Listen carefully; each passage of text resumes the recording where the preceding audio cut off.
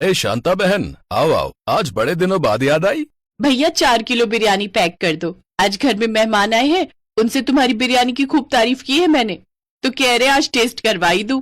हाँ हाँ शांता बहन, अभी पैक कर देता हूँ। साथ में सलाद और चटनी भी रख दूंगा। बिरयानी बिल्कुल गर्म है। उम्मीद करता हूँ आपके मेहमानों को पसंद आएगी। आपके हाथ की बिरयानी आखिर किसे पसंद नहीं आएगी भाई साहब। ये है किशनगढ़ गांव में रहने वाला मदन लाल, जो उस गांव में बिरयानी बनाकर बेचा करता था। उसकी बिरयानी गांव में सभी को खूब पसंद आती थी। वैसे तो रोज ही उसकी अच्छी आमदनी हो जाती थी, लेकिन त्योहारों के समय उसकी आमदनी और भी बढ़ जाती। ऐसे ही समय बीता। एक रोज घर पहुंचकर मदन हिसाब कर रहा होता है। लो, दुकान से आए नहीं कि फिर हिसाब किताब लेकर बैठ गए। चलिए पहले चलकर खाना खा लीजिए, उसके बाद ये सब करते रहना। ललिता, इतनी कम कमाई से हम अच्छी जिंदगी कैसे जी पाएंगे? नहीं नहीं, मुझे अपने काम को कैसे भी करके आगे बढ़ाना होगा। अब मदन कोई न कोई जुगाड़ लगाकर अपनी लागत कम करके कमाई बढ़ाना चाहता था।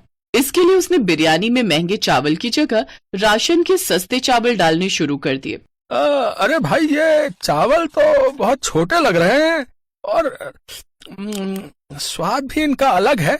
नहीं रमेश भाई, चावल तो वही है और वैसे भी इतने कम दाम में तुम्हें कहीं और बिरयानी नहीं मिलेगी। नहीं नहीं, वो बात नहीं है। आपके यहाँ की तो बिरयानी लाजवाब है। लेकिन उस रोज भी उसकी कमाई 2000 से ज्यादा नहीं हो पाती। ये देख वो परेशान हो जाता है। इसलिए वो और बचत करने के चक्कर में बिरयानी के साथ सलाद और चटनी देना भी बंद कर देता है। ऐसे ही दिन बीते। एक रोज वो किसी काम से शहर गया हुआ था और लौटते वक्त जंगल वाले रास्ते से घर लौट रहा था। तभी उसकी नजर आदिवासियों के ऊपर जाती है, जो कुत्ते को पकड़कर आग में पकाकर खा रहे होते हैं। ये देखकर मदन लाल उनके पास जाता है। अरे अरे, ये तुम लोग क्या कर रहे हो? इस कुत्ते को पकाकर खा रहे हो? हाँ, हम आदिवासी हैं भाई, और जब हमें खाने के लिए कुछ नहीं मिलता तो हम इसे ही पकाकर खा जाते हैं। बहुत ही स्वादिष्ट होता है। आप खाओगे क्या? अरे नहीं नहीं, तुम लोग ही खाओ।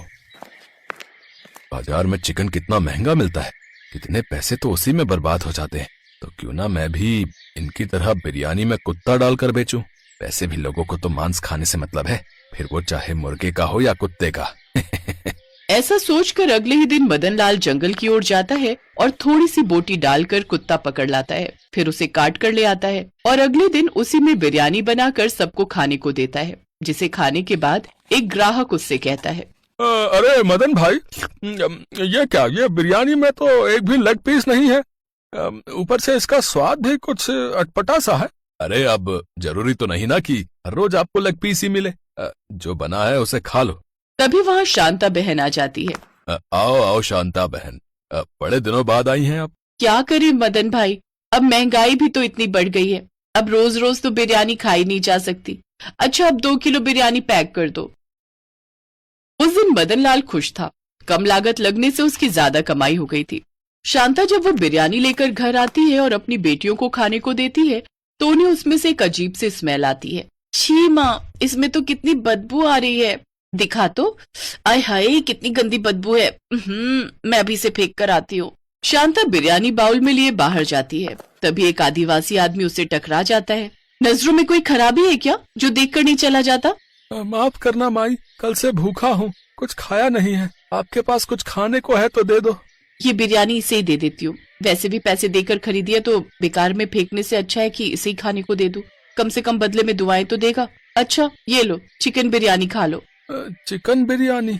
आप मुझ भूखे को बिरयानी खिलाएंगे? आपका दिल तो सचमुच बहुत बड़ा है।